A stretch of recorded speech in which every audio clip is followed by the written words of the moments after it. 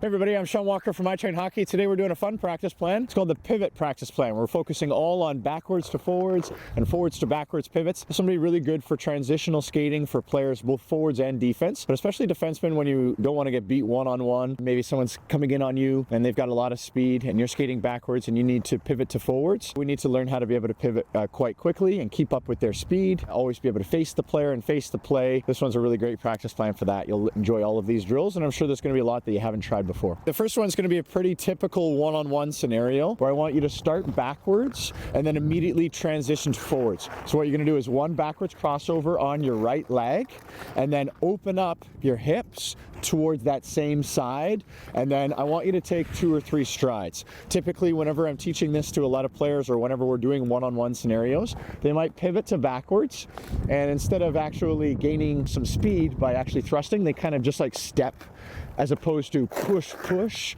and then when they transition to forwards, it's more or less they kind of open up their hips and it's like a half of a spin around, something like this.